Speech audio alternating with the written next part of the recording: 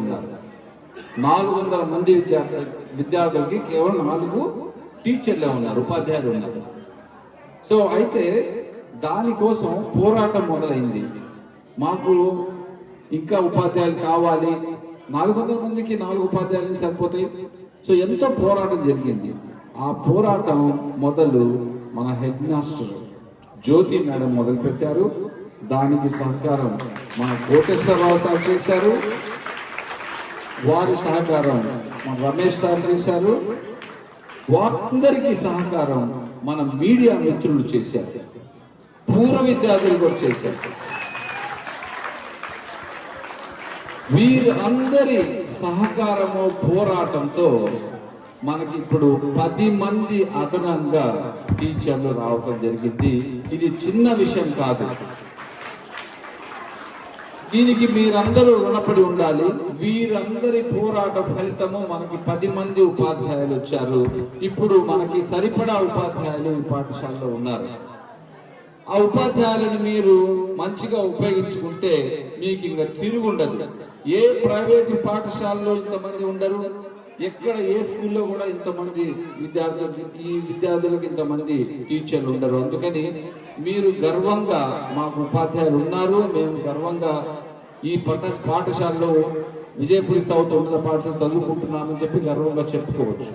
అయితే ఒక్క విషయం అండి, 10 మంది ఉపాధ్యాయులు వచ్చారు. వారందరికీ స్వాగతం, మా పాఠశాలకి స్వాగతం. 10 మంది ఉపాధ్యాయులు please come on to the stage. వారందరికీ స్వాగతం అండి.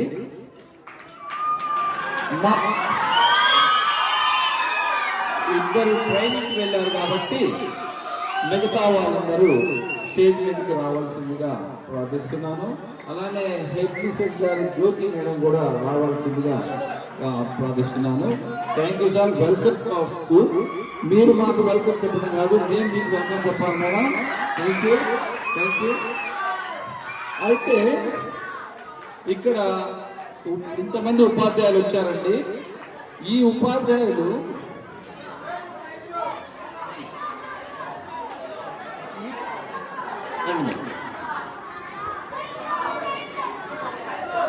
మీ చేతుల్లో ఉందండి మా పిల్లల భవిష్యత్తు.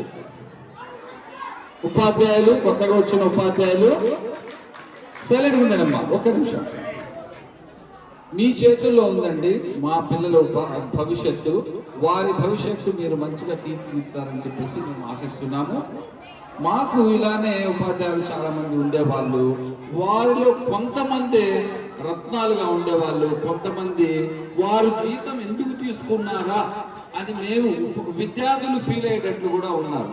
అంటే ఉపాధ్యాయుల్లో ఆ రెస్పాన్సిబిలిటీ లేకపోవటము, వాళ్ళకి శ్రద్ధ లేకపోవటం వల్ల మేము చాలా నష్టపోయాము. కొంతమంది ఉపాధ్యాయులు ఎంతో కష్టపడి మమ్మల్ని చదివించారు. వాళ్ళు ఇద్దరు పేర్లు చెప్తారండి, రెండు రకాల వాళ్ళు చెప్తాను.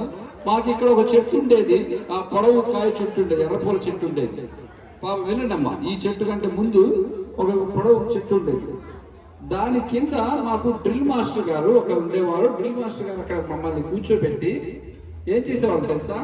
డ్రిల్ మాస్టర్ గారు అంటే అది పీడి మాస్టర్. ఏం చేసేవాళ్ళు తెలుసా? కుర్చీలో కూర్చొని నిద్రపోయేవాళ్ళు. కుర్చీలో కూర్చొని లిటరల్ గా నిద్రపోయే వాళ్ళు పీడి మాస్టర్. మేము విద్యార్థులు మాట్లాడితే లేచి కొట్టేవాళ్ళు, అంతకంటే ఎక్కువ చేసేవాళ్ళు కాదు. అక్కడ ఆ స్టాఫ్ రూమ్ ఉంది కదా, దాంట్లో అది డ్రిల్ మాస్టర్ యొక్క వస్తువులు అన్ని ఉండేవి. ఒక్కటి కూడా మాకు ఆడుకోవడానికి అవకాశం ఇచ్చేవాళ్ళు కాదు. పేరుకి డ్రిల్ మాస్టర్, మేము డ్రిల్ మాస్టర్ అనేవాళ్ళం. ఇప్పుడు మీరు ఏమంటారు, పీఈటీ అనొచ్చు, పీటీ మాస్టర్ అనొచ్చు. సో అలాంటి వాళ్ళు కాకూడదు అని చెప్పేసి మా యొక్క విన్నపం అండి. ఇక వేరే టీచర్ ఉన్నారు, వెంకటరత్న మాస్టర్. మీకు ఎవరు గుర్తున్నారండి? వెంకటరత్న మాస్టర్ గారు తెలుగు టీచర్ వచ్చారండి. మాకు అప్పటి వరకు తెలుగు టీచర్ లేరు. తెలుగు అంటే భయం. అది